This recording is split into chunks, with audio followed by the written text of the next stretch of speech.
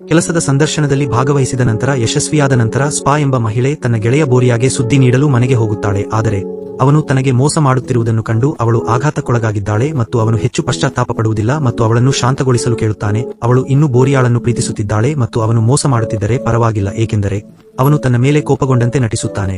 ಅವನು ಮನೆಯ ಹೊರಗೆ ಯಾರೊಬ್ಬರ ಕಾರಿಗೆ ಹಾನಿ ಮಾಡುವವರೆಗೂ ವಸ್ತುಗಳನ್ನು ಎಸೆಯಲು ಪ್ರಾರಂಭಿಸುತ್ತಾನೆ. ಆದರೆ ಅವನು ಅದಕ್ಕೆ ಕಾರಣನಾಗಿದ್ದರೂ ಸೈದಾ ಆಪಾದನೆಯನ್ನು ತೆಗೆದುಕೊಂಡು ಹೇಳುತ್ತಾನೆ. ಇದರ ನಂತರ ಅವಳು ಅದನ್ನು ಸರಿಪಡಿಸಿಕೊಳ್ಳುತ್ತಾಳೆ ಎಂದು ಮಾಲೀಕರು ಬೋರಿಯಾ ಅವರಿಗೆ ಮತ್ತೆ ಒಳಗೆ ಹೋಗಲು ಹೇಳುತ್ತಾಳೆ. ಆದರೆ ಅವನು ತನ್ನ ಸಂಬಂಧವನ್ನು ಮುಗಿಸಿದ್ದೇನೆ ಎಂದು ಹೇಳುವ ಮೂಲಕ ಅದರ ವಿರುದ್ಧ ನಿರ್ಧರಿಸುತ್ತಾನೆ. ಒಯೆಫಾ ಇದರಿಂದ ಧ್ವಂಸಗೊಂಡಿತು ಮತ್ತು ಅವಳು ಮುಂದೆ ಏನು ಮಾಡಬೇಕೆಂದು ತಿಳಿಯದೆ ಗೊಂದಲಕ್ಕೊಳಗಾಗುತ್ತಾಳೆ. ಮರುದಿನ ಅವಳು ತನ್ನ ಹೊಸ ಕೆಲಸದ ಸ್ಥಳಕ್ಕೆ ಹೋಗುತ್ತಾಳೆ. ಅಲ್ಲಿ ಅವಳು ವಿಟಾ ಎಂಬ ವ್ಯಕ್ತಿಯನ್ನು ಭೇಟಿಯಾಗುತ್ತಾಳೆ. ಅವಳು ತನ್ನ ಪಾತ್ರದಲ್ಲಿ ಏನನ್ನು ನಿರೀಕ್ಷಿಸಬಹುದು ಎಂಬುದರ ಕುರಿತು ವಿವರಿಸುತ್ತಾಳೆ. ಕಂಪನಿಯು ಹ್ಯುಮನಾಯ್ಡ್ ರೋಬೋಟ್ಗಳನ್ನು ತಯಾರಿಸುತ್ತದೆ ಮತ್ತು ಅವಳು ಮಾಡಬೇಕಾಗಿರುವುದು ಅವುಗಳ ಸರಣಿ ಸಂಖ್ಯೆಗಳನ್ನು, ಅವುಗಳ ಕೋಡ್ಗಳನ್ನು ಸ್ಕ್ಯಾನ್ ಮಾಡುವುದು ಮತ್ತು ರೋಗನಿರ್ಣಯದ ಉದ್ದೇಶಗಳಿಗಾಗಿ ಅವುಗಳನ್ನು ಲ್ಯಾಬ್ಗೆ ಕಳುಹಿಸಿ ನಂತರ ಅವನು ಅವಳನ್ನು ತೊರೆದ ನಂತರ ಅವಳು ಕೆಲಸ ಮಾಡುವ ರೋಬೋಟ್ಗಳಿಂದ ತುಂಬಿದ ಕೋಣೆಗೆ ಅವಳನ್ನು ತೋರಿಸುತ್ತಾನೆ. ಸೆಡಾ ಕೆಲಸ ಮಾಡಲು ಪ್ರಾರಂಭಿಸುತ್ತದೆ ಮತ್ತು ಅವಳು ತನ್ನ ಕೆಲಸವನ್ನು ಮಾಡುತ್ತಿರುವಾಗ ರೋಬೋಟ್ಗಳು ಎಷ್ಟು ನೈಜವಾಗಿ ಕಾಣುತ್ತವೆ ಎಂದು ಆಶ್ಚರ್ಯಚಕಿತರಾದರು. ಅವಳು ತೆರೆಯುವ ಮುಂದಿನ ಪೆಟ್ಟಿಗೆಯು ಈಗೋರ್ ಎಂಬ ಹೆಸರಿನ ರೋಬೋಟ್ಗಾಗಿ ಅವಳು ಇತರರೊಂದಿಗೆ ಮಾಡಿದಂತೆ ಅವನ ಸರಣಿ ಸಂಖ್ಯೆಯನ್ನು ಪಡೆಯಲು ಪ್ರಯತ್ನಿಸುತ್ತಿದ್ದರೂ ಅವಳು ಬಯಸಿದ್ದನ್ನು ಅವಳಿಗೆ ಪ್ರವೇಶವನ್ನು ನೀಡಲು ನಿರಾಕರಿಸುತ್ತಾಳೆ. ಅವನು ತಾನು ಮುಚ್ಚಿಕೊಳ್ಳುವುದನ್ನು ಕಂಡ ಕನಸಿನಿಂದ ಅವನು ಎಚ್ಚರಗೊಂಡನು ಎಂದು ಅವನು ಹೇಳುತ್ತಾನೆ. ಪ್ರೀತಿಯಲ್ಲಿ ಬಿದ್ದ ನಂತರ ಅವಳು ಅವನ ಕೋಡ್ ಅನ್ನು ಲೆಕ್ಕಿಸದೆ ಸ್ಕ್ಯಾನ್ ಮಾಡಲು ಪ್ರಯತ್ನಿಸುತ್ತಾಳೆ. ಆದರೆ ಅವನು ಅವಳನ್ನು ಯಾರೂ ಸ್ಪರ್ಶಿಸಲು ಬಯಸುವುದಿಲ್ಲ ಎಂದು ಅವನು ಅವಳಿಗೆ ಹೇಳುತ್ತಾನೆ, ಏಕೆಂದರೆ ಇದು ಅವಳ ಸ್ಪೀಡಾಗೆ ಆಶ್ಚರ್ಯಕರವಾಗಿದೆ. ಏಕೆಂದರೆ ಈಗೋರ್ ಅನ್ನು ಪರೀಕ್ಷಿಸಲು ಬರಲು ಕರೆ ಮಾಡುತ್ತಾನೆ. ಏಕೆಂದರೆ ಅವನು ಸೆಡಾದ ದೂರುಗಳನ್ನು ಕೇಳಿದಾಗ ಆಶ್ಚರ್ಯವಾಯಿತು. ವಿಟಾ ಈಗೋರ್ನಲ್ಲಿ ಕೆಲವು ಪರೀಕ್ಷೆಗಳನ್ನು ನಡೆಸುತ್ತಿರುವುದರಿಂದ ರೋಬೋಟ್ಗಳು ಸೂಚನೆಗೆ ವಿರುದ್ಧವಾಗಿ ಹೋಗಬಾರದು. ಅದು ರೋಬೋಟ್ಗೆ ನೋವುಂಟು ಮಾಡುತ್ತದೆ ಮತ್ತು ಸೆಡಾ ಕಾಳಜಿ ತೋರುತ್ತಿದೆ. ಆದರೆ ವಿಚಾ ಹೇಳುವಂತೆ ಈಗೋರ್ ತನ್ನ ಮೇಲೆ ತಮಾಷೆ ಮಾಡುತ್ತಿದೆ, ಏಕೆಂದರೆ ರೋಬೋಟ್ ಸರಣಿಯನ್ನು ಚಲಾಯಿಸಿದ ನಂತರ ನೋವು ಅನುಭವಿಸುವುದಿಲ್ಲ. ಪರೀಕ್ಷೆಗಳು ರೋಬೋಟ್ ದೋಷವನ್ನು ಮಾಡಿದೆ ಮತ್ತು ಈಗ ದೋಷಪೂರಿತವಾಗಿದೆ ಎಂದು ಅವರು ಫೆಟಾಗೆ ತಿಳಿಸುತ್ತಾರೆ. ದೋಷಯುಕ್ತ ರೋಬೋಟ್ಗಳನ್ನು ಡಿಸಸೆಂಬಲ್ ಮಾಡಲು ಜಪಾನ್ಗೆ ಕಳುಹಿಸುವುದು ಸಾಮಾನ್ಯ ಕಾರ್ಯಾಚರಣಾ ಕಾರ್ಯವಿಧಾನವಾಗಿದೆ ಎಂದು ಈಗೋರ್ ಅವಳನ್ನು ಬೇಡಿಕೊಳ್ಳುತ್ತಾನೆ ಮತ್ತು ಅವಳು ವಿಟಾವನ್ನು ಮನವೊಲಿಸಲು ಪ್ರಯತ್ನಿಸುತ್ತಾಳೆ. ರೋಬೋಟ್ಗಳು ಹೆಚ್ಚು ಮಾತನಾಡುವ ಮೊದಲು ಉಳಿಯಲಿ. ಈಗೋರ್ ದೋಷಯುಕ್ತ ಎಂದು ಕೇಳಿದ ನಂತರ ಅವರ ಬಾಸ್ ವಾರ್ಡನ್ ಬರುತ್ತಾರೆ. ಅವರು ರೋಬೋಟ್ ಅನ್ನು ಜಪಾನ್ಗೆ ಕರೆದೊಯ್ಯಲು ಆದೇಶಿಸಿದರು. ಆದರೆ ಸ್ಪೀಡಾ ಅವರು ಈಗೋರ್ ಅನ್ನು ನಾಶಪಡಿಸುವ ಬದಲು ಯಾರಿಗಾದರೂ ಮಾರಾಟ ಮಾಡಬಹುದು ಎಂದು ಹೇಳುತ್ತದೆ. ವಾರ್ಡನ್ ಇಷ್ಟಪಡುವುದಿಲ್ಲ. ಈ ಕಲ್ಪನೆಯು ಈಗೋರ್ ಯಾರನ್ನಾದರೂ ನೋಯಿಸಬಹುದು, ಆದರೆ ಸೆಡಾವನಿಗೆ ಮನವರಿಕೆ ಮಾಡಲು ನಿರ್ವಹಿಸುತ್ತಾನೆ. ನಂತರ ಅವನು ತನ್ನ ಹೊಸ ಪಾತ್ರವನ್ನು ಇಷ್ಟಪಡದಿದ್ದರೂ ಮಾರಾಟದ ಉಸ್ತುವಾರಿ ವಹಿಸಿಕೊಂಡರೆ ಮಾತ್ರ ಈಗೋರ್ ಅನ್ನು ಮಾರಾಟ ಮಾಡಲು ಒಪ್ಪುತ್ತಾನೆ. ಪೋಕು ಎಂಬ ಗ್ರಾಹಕ ಈಗೋರ್ ಅನ್ನು ನೋಡಲು ಬರುತ್ತಿದ್ದಂತೆ ಅವನು ಅವಳನ್ನು ನಗುವಂತೆ ಮಾಡಲು ಒಳ್ಳೆಯ ವಿಷಯಗಳನ್ನು ಹೇಳಲು ಪ್ರಾರಂಭಿಸುತ್ತಾನೆ. ಸೆಡಾ ರೋಬೋಟ್ ಅವಳು ಏನು ಬೇಕಾದರೂ ಮಾಡಬಹುದು ಎಂದು ಮಹಿಳೆಗೆ ಹೇಳುತ್ತಾಳೆ, ಏಕೆಂದರೆ ಈಗೋರ್ ಅವಳೊಂದಿಗೆ ಚೆಲ್ಲಾಟವಾಡುತ್ತಾನೆ ಮತ್ತು ಅವಳು ಇಷ್ಟಪಟ್ಟರೂ ಅವಳು ಆ ರಾತ್ರಿ ಇನ್ನೂ ಅವನನ್ನು ಖರೀದಿಸಲಿಲ್ಲ. ಸಾಯದಾ ಇನ್ನೂ ತನ್ನ ಆಫೀಸ್ನಲ್ಲಿ ಕೆಲಸ ಮಾಡುತ್ತಿರುವಾಗ ಈಗೋರ್ ಅವಳನ್ನು ನೋಡಲು ಬಂದನು.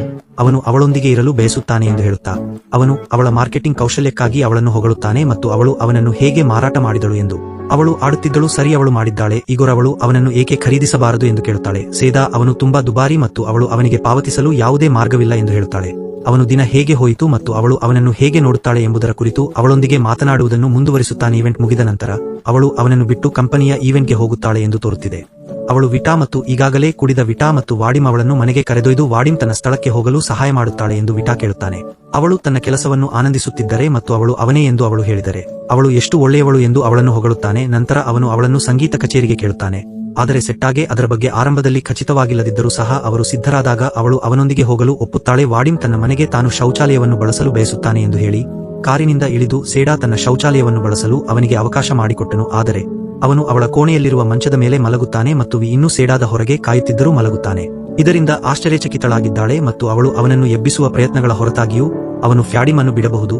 ವಾಡಿಮ್ ತನ್ನ ಸ್ಥಳವನ್ನು ತೊರೆದ ನಂತರ ಬೆಳಿಗ್ಗೆ ರಾತ್ರಿ ಉಳಿದುಕೊಳ್ಳುತ್ತಾಳೆ ಮತ್ತು ಅವಳು ಕೆಲಸಕ್ಕೆ ಹೋಗುತ್ತಾಳೆ ಮತ್ತು ಈಗೋರ್ ಮಾರಾಟವಾಗಿದೆ ಎಂದು ನೋಡಿದ ಅವಳು ತಕ್ಷಣ ಅದರ ಬಗ್ಗೆ ವಿಟಾಳನ್ನು ಕೇಳುತ್ತಾಳೆ ಮತ್ತು ಸ್ಪೀಡಾ ಇದನ್ನು ಕೇಳಿ ಆಘಾತಕ್ಕೊಳಗಾದಾಗ ಪೋಕು ಅಂತಿಮವಾಗಿ ಅವನನ್ನು ಪಡೆಯಲು ಹಿಂತಿರುಗಿದನು ಎಂದು ಅವನು ಹೇಳುತ್ತಾನೆ. ಅವಳು ಇದ್ದಕ್ಕಿದ್ದಂತೆ ತನ್ನ ಕಡೆಗೆ ತನ್ನಗಾಗಿರುವುದನ್ನು ಅವಳು ಗಮನಿಸುತ್ತಾಳೆ ಮತ್ತು ಅವಳು ಅವನನ್ನು ಕೇಳುತ್ತಾಳೆ ಮತ್ತು ಅವನು ಇನ್ನೂ ಕಾಯುತ್ತಿದ್ದರೂ ವಾಡಿಮ್ ತನ್ನ ಸ್ಥಳದಲ್ಲಿ ಉಳಿಯಲು ಅವಳು ಅಸೂಯೆಪಡುತ್ತಾನೆ. ಅವಳು ಅವನಿಗೆ ಪ್ರತಿಕ್ರಿಯಿಸುವ ಮೊದಲು ಅವಳ ಮನೆಯ ಹೊರಗಿನ ಕಾರು ಅವಳು ಈಗೋರ್ನಿಂದ ವಿಡಿಯೋ ಸಂದೇಶವನ್ನು ಪಡೆಯುತ್ತಾಳೆ ಮತ್ತು ತಕ್ಷಣ ಹೋಗಿ ಅವನು ಕಳುಹಿಸಿದ್ದನ್ನು ನೋಡಲು ವಿಟಾವನ್ನು ಬಿಟ್ಟು ಅವಳು ಅದನ್ನು ಪರಿಶೀಲಿಸಿದಾಗ ಅದು ಈಗೋರ್ ವಿದಾಯ ಹೇಳುವ ಮತ್ತು ಅವಳಿಗೆ ಬೇಡವೆಂದು ಹೇಳುವ ವಿಡಿಯೋವಾಗಿದೆ.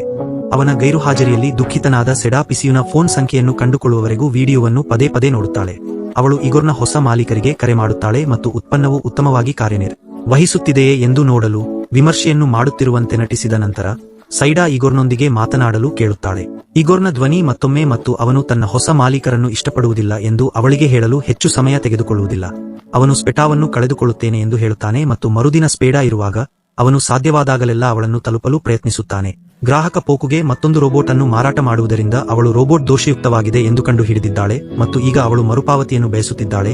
ವಿಶೇಷವಾಗಿ ರೋಬೋಟ್ ಅವಳನ್ನು ಅಪರಾಧ ಮಾಡಿದ್ದರಿಂದ ಅವಳು ವಾರ್ಡನ್ಗೆ ವರದಿ ಮಾಡಲು ಹೋಗುತ್ತಾಳೆ ಮತ್ತು ಮಹಿಳೆಯನ್ನು ಬೇಡಿಕೊಳ್ಳಲು ವಿಫಲವಾದ ನಂತರ ಅವನು ಕೋಪಗೊಳ್ಳುತ್ತಾನೆ ಮತ್ತು ಈಗೋರ್ ಅನ್ನು ಸೋಲಿಸಲು ಹೋಗುತ್ತಾನೆ. ಅಲ್ಲಿ ಅವನು ರಕ್ತಸ್ರಾವವಾಗಲು ಪ್ರಾರಂಭಿಸುತ್ತಾನೆ. ಸೆಡಾ ಈಗೋರ್ ಅನ್ನು ಸಮರ್ಥಿಸಿಕೊಳ್ಳುತ್ತಾನೆ ಮತ್ತು ವಾಡಿಮ್ ಅವರು ರೋಬೋಟ್ ಅನ್ನು ರಕ್ಷಿಸಲು ಏಕೆ ಪ್ರಯತ್ನಿಸುತ್ತಿದ್ದಾಳೆಂದು ಅರ್ಥವಾಗದೆ ಗೊಂದಲಕ್ಕೊಳಗಾಗುತ್ತಾನೆ. ರೇಸರ್ ಅವನನ್ನು ಖರೀದಿಸಲು ಮುಂದಾದಳು. ಫ್ಯಾಡಿಮ್ ಇದನ್ನು ಕೇಳಿ ಆಘಾತಕ್ಕೊಳಗಾಗುತ್ತಾನೆ. ಆದರೆ ಬ್ಯಾಂಕ್ ಮತ್ತು ಅವಳ ಸ್ನೇಹಿತ ಓಥೋದತೆ ಮತ್ತು ಎಚ್ಆರ್ ಸಾಲವನ್ನು ಪಡೆದ ನಂತರ ಈಗೋರ್ ವಸ್ತುಗಳನ್ನು ಖರೀದಿಸಲು ಶಕ್ತಳಾಗಿದ್ದಾಳೆ ಮತ್ತು ಈಗೋರ್ ಕೂಡ ಸೆಡಾಗೆ ಉತ್ತಮ ಉಪಹಾರವನ್ನು ನೀಡುತ್ತಾನೆ. ಕೆಲಸದ ನಂತರದ ದಿನದ ನಂತರ ಎಚ್ಚರಗೊಂಡು ಅವನು ಬಸ್ ನಿಲ್ದಾಣದಲ್ಲಿ ಅವಳಿಗಾಗಿ ಕಾಯುತ್ತಾನೆ. ಆದ್ದರಿಂದ ಅವನು ಮರುದಿನ ಅವಳೊಂದಿಗೆ ಮನೆಗೆ ಹೋಗಬಹುದು. ಸೆಡಾ ಕಟ್ಯಾಳನ್ನು ಭೇಟಿಯಾಗುತ್ತಾನೆ ಮತ್ತು ಅವರು ಮಾತನಾಡುತ್ತಿರುವಾಗ ಅವಳ ಸ್ನೇಹಿತ ಅವಳನ್ನು ನಂಬುವ ಪಾರ್ಟಿಗೆ ಆಹ್ವಾನಿಸುತ್ತಾನೆ. ಅವಳ ಗೆಳೆಯ ಸ್ಕಾಟ್ ತನ್ನ ಸಾಯ್ದಾಗೆ ತನ್ನ ಸ್ನೇಹಿತನಿಗೆ ಪ್ರಪೋಸ್ ಮಾಡುತ್ತಾನೆ. ಆದರೆ ಸ್ಕಾಟ್ ನಿಜವಾಗಿ ಕಟ್ಯಾಗೆ ಪ್ರಪೋಸ್ ಮಾಡದಿರಬಹುದು ಎಂದು ಅವಳು ಚಿಂತೆ ಮಾಡುತ್ತಿದ್ದಳು. ಆದರೆ ಕಟ್ಯಾ ಆತ್ಮವಿಶ್ವಾಸದಿಂದ ಉಳಿದಿದ್ದಾಳೆ ಮತ್ತು ಈಗೋರ್ ಚಯೋಗೆ ಆಹ್ವಾನಿಸಲು ಸ್ವೆಟಾಗೆ ಹೇಳುತ್ತಾಳೆ. ಅವಳ ಸ್ನೇಹಿತನಿಗೆ ಈಗೋರ್ ಬಗ್ಗೆ ತಿಳಿದಿದೆ ಎಂದು ಆಶ್ಚರ್ಯವಾಯಿತು. ಆದರೆ ಕಟ್ಯಾ ಅವಳು ನೋಡಿದಳು. ಮರುದಿನ ಸೆಡಾ ಅವರ ಇನ್ಸ್ಟಾಗ್ರಾಮ್ ಪುಟದಲ್ಲಿ ಅಗೋರ್ ಮನೆಯಲ್ಲಿ ಒಬ್ಬಂಟಿಯಾಗಿರುವಾಗ ಬೋರಿಯಾ ಅವರ ಮನೆಗೆ ಬರುತ್ತಾರೆ. ಇಬ್ಬರು ಪುರುಷರು ಒಬ್ಬರನ್ನೊಬ್ಬರು ನೋಡಿ ಆಶ್ಚರ್ಯಚಕಿತರಾದರು ಮತ್ತು ಬೋರಿಯಾ ಮಾತನಾಡಲು ಪ್ರಾರಂಭಿಸಿದಾಗ ಈಗೋರ್ ಅವನನ್ನು ಹೊಡೆಯುತ್ತಾನೆ. ಆದರೆ ಬೋರಿಯಾ ಅಯೋರ್ ಡಾಡ್ಜಸ್ ಅನ್ನು ಪ್ರತೀಕಾರ ತೀರಿಸಲು ಪ್ರಯತ್ನಿಸುತ್ತಾನೆ ಮತ್ತು ನಂತರ ಅವನನ್ನು ಮತ್ತೆ ಗುದ್ದಿದಾಗ ಇದು ಬೋರಿಯಾ ಆಶ್ಚರ್ಯಚಕಿತನಾದಂತಿದೆ ಮತ್ತು ಅವನು ಇಬ್ಬರು ಸ್ವಲ್ಪ ವ್ಯಾಯಾಮ ಮಾಡುವುದನ್ನು ಲೈವ್ ಸ್ಟ್ರೀಮ್ ಮಾಡಲು ನಿರ್ಧರಿಸಿದನು. ಮತ್ತು ಕೆಲಸದಲ್ಲಿರುವಾಗ ಸೈದಾಗೆ ಬೋರಿಯಾಳ ಲೈವ್ ಸ್ಟ್ರೀಮ್ನ ಸೂಚನೆ ಬರುತ್ತದೆ ಮತ್ತು ಅವಳು ನೋಡಲಾರಂಭಿಸಿದಾಗ ಅವಳು ಈಗೋರ್ ಯಾರು ಬೋರಿಯಾವನ್ನು ನೋಡಿ ಆಶ್ಚರ್ಯಚಕಿತರಾದರು. ಅವನ ಹೊಸ ಸ್ನೇಹಿತ ಸೆಡಾ ತಕ್ಷಣ ಮನೆಗೆ ಹೋಗುತ್ತಾಳೆ ಮತ್ತು ಅವಳು ಅಲ್ಲಿಗೆ ಹೋದಾಗ ಅವಳು ಬೋರಿಯಾಳನ್ನು ಆವರಣದಿಂದ ಹೊರಹೋಗುವಂತೆ ಹೇಳುತ್ತಾಳೆ ಮತ್ತು ರೆಕಾರ್ಡ್ ಮಾಡುವುದನ್ನು ನಿಲ್ಲಿಸುತ್ತಾಳೆ. ಕೆಲವು ಪೊಲೀಸ್ ಅಧಿಕಾರಿಗಳು ಏನಾಗುತ್ತಿದೆ ಎಂದು ಕಂಡುಹಿಡಿಯಲು ಶೀಘ್ರದಲ್ಲೇ ಅವರ ಹತ್ತಿರ ಬನ್ನಿ ಮತ್ತು ಅವಳು ತನ್ನ ರೋಬೋಟ್ ಬೋರಿಯಾವನ್ನು ಪಡೆಯಲು ಬಯಸುತ್ತಾಳೆ ಎಂದು ಹೇಳುತ್ತಾಳೆ. ಇದನ್ನು ಕೇಳಿದ ಅಧಿಕಾರಿಗಳು ಆಘಾತಕ್ಕೊಳಗಾಗಿದ್ದಾರೆ, ಏಕೆಂದರೆ ಈಗೋರ್ ರೋಬೋಟ್ ಎಂದು ಅವರು ಭಾವಿಸುವುದಿಲ್ಲ, ಏಕೆಂದರೆ ಅವರು ಅವಳ ಬಳಿ ಕೆಲವು ಪುರಾವೆಗಳನ್ನು ಕೇಳುತ್ತಾರೆ ಮತ್ತು ಅವಳು ಹೇಳಿದ್ದನ್ನು ಖಚಿತಪಡಿಸಲು ಅವಳು ಈಗೋರ್ಗೆ ಹೇಳುತ್ತಾಳೆ. ಆದರೆ ಈಗೋರ್ ಅವಳ ಸೇಡನ್ನು ಕೇಳುತ್ತಿಲ್ಲವಾದ್ದರಿಂದ ಅವನು ರೋಬೋಟ್ ಅಲ್ಲ ಎಂದು ಹೇಳುತ್ತಾನೆ. ಅವನ ರಿಮೋಟ್ ಕಂಟ್ರೋಲ್ ಮತ್ತು ಅವನನ್ನು ಮುಚ್ಚುತ್ತದೆ.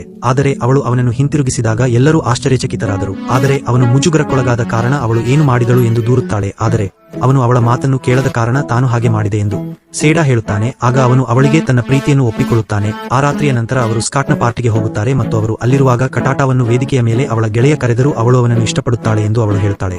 ಆದರೆ ಯಾವಾಗಲೂ ಅವನಿಗಾಗಿ ಇರುವುದಕ್ಕೆ ಅವನು ಅವಳಿಗೆ ಧನ್ಯವಾದ ಹೇಳಿದಳು. ಕಟಾಯ್ದರಿಂದ ಆಘಾತಕ್ಕೊಳಗಾಗುತ್ತಾಳೆ ಮತ್ತು ಅವಳು ತಕ್ಷಣ ಅವಳನ್ನು ಮಾಡುತ್ತಾಳೆ. ವಿಶೇಷವಾಗಿ ತಿಳಿದಿರುವ ಆಲೋಚನೆಗಳು, ಏಕೆಂದರೆ ಅವಳು ತನ್ನ ಸ್ಕಾಟ್ಗೆ ಪ್ರಪೋಸ್ ಮಾಡಬೇಕೆಂದು ನಿರೀಕ್ಷಿಸುತ್ತಿದ್ದಳು. ಗೊಂದಲಕ್ಕೊಳಗಾದಳು ಮತ್ತು ಅವನು ಅವಳನ್ನು ಮದುವೆಯಾಗಲು ಕೇಳಲು ಸಹ ಯೋಚಿಸಲಿಲ್ಲ ಎಂದು ಹೇಳುತ್ತಾನೆ. ಆದರೆ ಇದು ಕಾಟಾ ಕೋಪಗೊಳ್ಳುತ್ತಾನೆ ಮತ್ತು ಅವಳು ವೇದಿಕೆಯಿಂದ ಓಡಿಹೋದಳು ಮತ್ತು ಸೆಡಾ ಅವಳನ್ನು ಹಿಂಬಾಲಿಸಿದ ನಂತರ ಮತ್ತು ಅವಳ ಸ್ನೇಹಿತನನ್ನು ಸಮಾಧಾನಪಡಿಸಿದ ನಂತರ ಸ್ವಲ್ಪ ಸಮಯದವರೆಗೆ ಅವಳು ಅವಳನ್ನು ಅಹಂಕಾರದಿಂದ ಬಿಟ್ಟು ಹೋಗುತ್ತಾಳೆ. ಆದ್ದರಿಂದ ಅವಳು ಸ್ಕಾಟ್ನನ್ನು ಭೇಟಿಯಾಗಬಹುದು. ಆದ್ದರಿಂದ ಸೈದಾ ಸ್ಕಾಟ್ನನ್ನು ಭೇಟಿಯಾದಾಗ ತಪ್ಪು ತಿಳುವಳಿಕೆಯನ್ನು ಸ್ಪಷ್ಟಪಡಿಸಲು ಅವಳು ಅವನನ್ನು ಕೇಳುತ್ತಾಳೆ. ಅವಳು ಸ್ಕಾಟ್ಗೆ ಏನು ಬೇಕು ಎಂದು ತಿಳಿದಿದ್ದರೂ ಅವನು ತನ್ನ ಸ್ನೇಹಿತನನ್ನು ಏಕೆ ಮುಜುಗರಕ್ಕೀಡು ಮಾಡಿದನು ಎಂದು ಅವಳು ಕೇಳುತ್ತಾಳೆ ಮತ್ತು ಅವನು ಕಟ್ಯಾನನ್ನು ಇಷ್ಟಪಡುವುದಿಲ್ಲ ಮತ್ತು ಅವನು ಇದ್ದಾನೆ ಎಂದು ಒಪ್ಪಿಕೊಳ್ಳುತ್ತಾನೆ. ಇದನ್ನು ಕೇಳಿ ಗಾಬರಿಯಾದರೂ ಬೇರೊಬ್ಬರನ್ನು ಪ್ರೀತಿಸಿ ಸೆಟ್ಟಾ ತನ್ನೊಂದಿಗೆ ಬರಲು ಸ್ಕಾಟ್ಗೆ ಹೇಳಿದನು. ಆದ್ದರಿಂದ ಅವನು ಕಟ್ಯಾಗೆ ಪರಿಸ್ಥಿತಿಯನ್ನು ವಿವರಿಸಬಹುದು. ಆದರೆ ಅವರು ಕಟ್ಯಾ ಎಲ್ಲಿಗೆ ಮರಳಿದರು. ಅವಳು ಈಗ ಈಗೋರ್ ಸೆಡಾ ಕಡೆಗೆ ತನ್ನ ಗಮನವನ್ನು ತಿರುಗಿಸಿದಳು ಮತ್ತು ಅವಳು ನಿರಾಶೆಗೊಂಡಳು ಮತ್ತು ಅಂತಿಮವಾಗಿ ಪ್ರಾರಂಭಿಸಿದಳು. ಕಟ್ಯಾ ಬೋರ್ನ ಮೇಲೆ ವಸ್ತುಗಳನ್ನು ಎಸೆಯುವುದು ಪಾರ್ಟಿಯಲ್ಲಿಯೂ ಇದೆ. ಆದ್ದರಿಂದ ಅವನು ಏನಾಗುತ್ತಿದೆ ಎಂದು ನೋಡುತ್ತಾನೆ ಮತ್ತು ಅವುಗಳನ್ನು ರೆಕಾರ್ಡ್ ಮಾಡಲು ಪ್ರಾರಂಭಿಸುತ್ತಾನೆ. ಅಷ್ಟರಲ್ಲಿ ಕಟ್ಯಾ ತಾನು ಈಗ್ಲೆಯೊಂದಿಗೆ ಏನನ್ನು ಮಾಡಲು ಬಯಸಲಿಲ್ಲ ಎಂದು ಹೇಳಿದಳು ಮತ್ತು ಅವರು ಇದನ್ನು ಮುತ್ತಿಟ್ಟರು ಮತ್ತು ಅವರು ಕೋಪಗೊಂಡರು ಮತ್ತು ಅವಳು ಕಾಟಾ ಅವರ ಮುಖಕ್ಕೆ ಕೇಕನ್ನು ಎಸೆದಳು. ಅವಳು ತನ್ನ ಸ್ನೇಹಿತನ ಮುಖಕ್ಕೆ ಬಾಟಲಿಯನ್ನು ಹೊಡೆಯಲು ಹೊರಟಿದ್ದಾಳೆ. ಸ್ಪೀಡಾ ಈಗೋರ್ಗೆ ಹೊಡೆಯುತ್ತಾಳೆ. ಬದಲಿಗೆ ಅವಳು ಈ ಪ್ರಕ್ರಿಯೆಯಲ್ಲಿ ಅವನ ಮುಖವನ್ನು ಮುರಿಯುತ್ತಾಳೆ ಮತ್ತು ಕಟ್ಯಾ ಕೂಡ ಈಗೋರ್ ರೋಬೋಟ್ ಎಂದು ಅರಿತುಕೊಂಡಳು. ನಂತರ ಅವಳು ರೋಬೋಟ್ ಅನ್ನು ಏಕೆ ಖರೀದಿಸಿದಳು ಎಂದು ತನ್ನ ಸ್ನೇಹಿತನನ್ನು ಕೇಳುತ್ತಾಳೆ. ಆದರೆ ಅದು ತನ್ನ ವ್ಯವಹಾರವಲ್ಲ ಎಂದು ಸ್ಪೆಟಾ ಹೇಳುತ್ತಾಳೆ. ಇದನ್ನು ಅವಳು ಪಾರ್ಟಿಯಿಂದ ಹೊರಗೆ ಕರೆದುಕೊಂಡು ಹೋಗುತ್ತಾಳೆ ಮತ್ತು ಅವರು ಅಲ್ಲಿ ಕ್ಯಾಬ್ನಲ್ಲಿದ್ದಾಗ ಅವಳು ವಿಟಾಗೆ ಕರೆ ಮಾಡುತ್ತಾಳೆ ಮತ್ತು ಫೋನ್ನಲ್ಲಿ ಅಳುತ್ತಾಳೆ ಮತ್ತು ಅವಳು ವಿಟಾವನ್ನು ಭೇಟಿಯಾದ ಸ್ವಲ್ಪ ಸಮಯದ ನಂತರ ತನಗೆ ಅವನ ಸಹಾಯ ಬೇಕು ಎಂದು ಹೇಳುತ್ತಾಳೆ ಮತ್ತು ನಡೆದ ಎಲ್ಲವನ್ನೂ ವಿವರಿಸುತ್ತಾಳೆ. ಆದರೂ ಅವಳು ಅವನಿಗೆ ತಿಳಿಸುತ್ತಾಳೆ ಅಗೋರೆ ಅವಳಿಗೆ ಮಾತ್ರ ಕಣ್ಣುಗಳನ್ನು ಹೊಂದಬೇಕೆಂದು ನಿರೀಕ್ಷಿಸುತ್ತಾನೆ.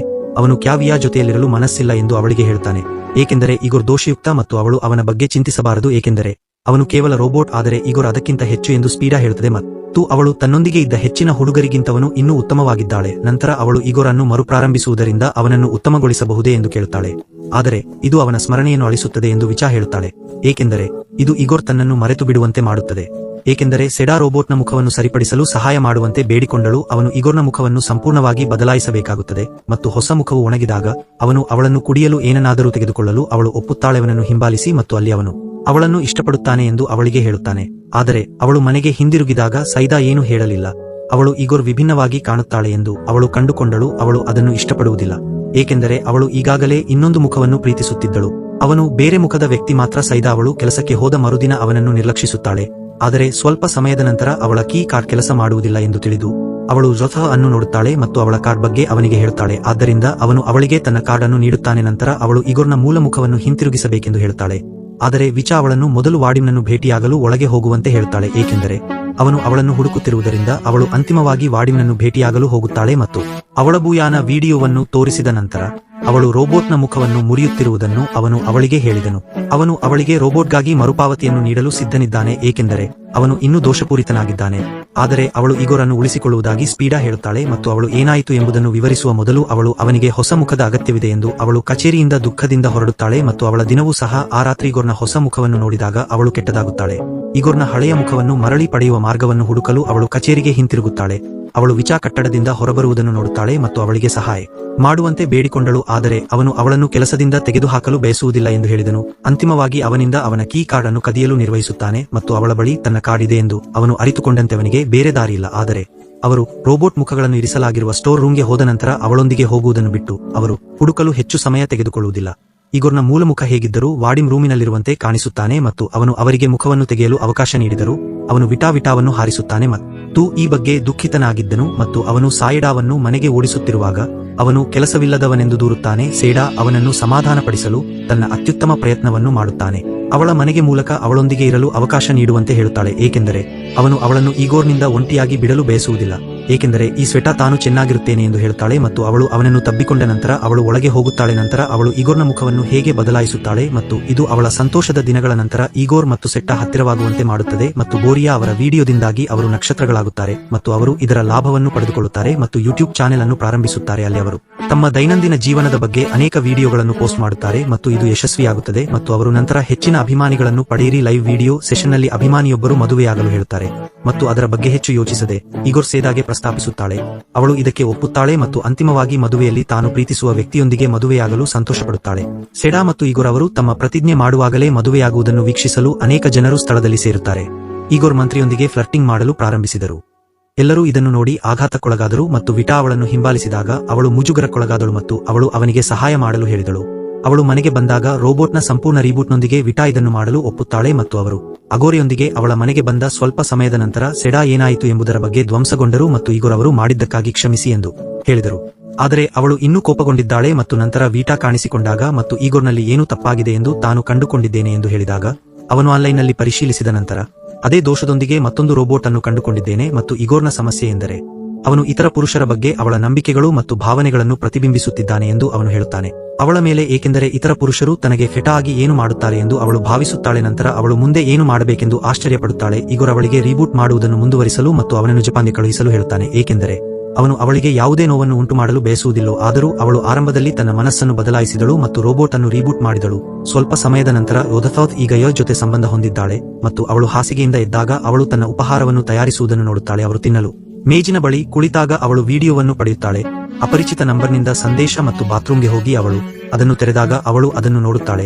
ಅದು ಈಗ ಜಪಾನ್ನಲ್ಲಿರುವ ಇಗೋರ್ನಿಂದ ಎಂದು ಅವನು ಹೇಳುತ್ತಾನೆ. ರೀಬೂಟ್ ಯಶಸ್ವಿಯಾಗಿದ್ದರೂ ಅವನು ಅವಳನ್ನು ಮತ್ತು ಎಲ್ಲಾ ಮೋಜಿನ ಕ್ಷಣಗಳನ್ನು ನೆನಪಿಸಿಕೊಳ್ಳುತ್ತಾನೆ.